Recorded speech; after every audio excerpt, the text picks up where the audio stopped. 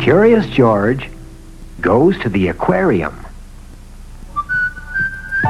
"Let's visit the new aquarium, George," said the man with the yellow hat. "You've never been to one." They got into their little blue car and drove off. The manager of the aquarium met them at the door. "Why don't you come with me? I'm going to feed the seals now." The manager took a pail full of fish and went to the tank. "Up, Billy, up," he called. Billy, the big seal, jumped straight into the air and caught the fish. George was fascinated. "Now do a twist," said the manager. And Billy did a twist. Then he jumped up and caught another fish. George was watching, but only a few people were in the audience. "The next show will be at 2 p.m., folks," said the manager. George wandered off.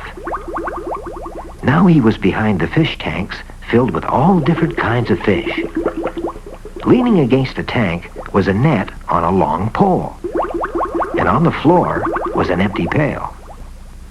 Could George feed the seals too? He was curious.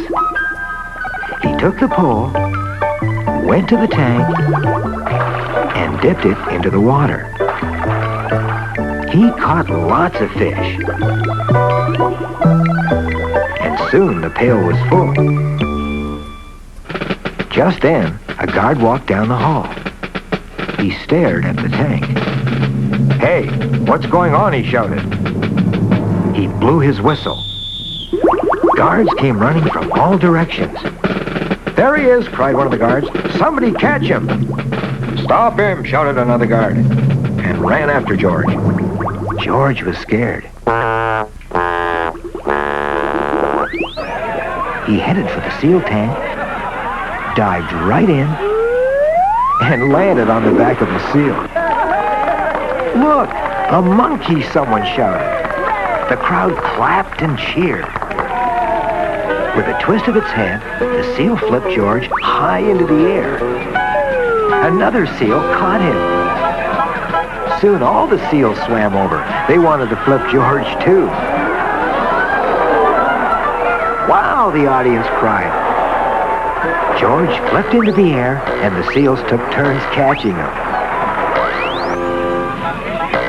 It was the best show the audience had ever seen. Finally, George landed on the trainer's platform. Suddenly, a hand reached out and grabbed George by the ear. It was the guard. George was trapped. The manager rushed over. "Wait," he said. "Let him go." "But he was fishing in our tank," said the guard. "Never mind," said the manager. "He made up for it by putting on a good show." "How would you like a job in the seal show?" "I don't think he's quite ready for that," said the man with the yellow hat.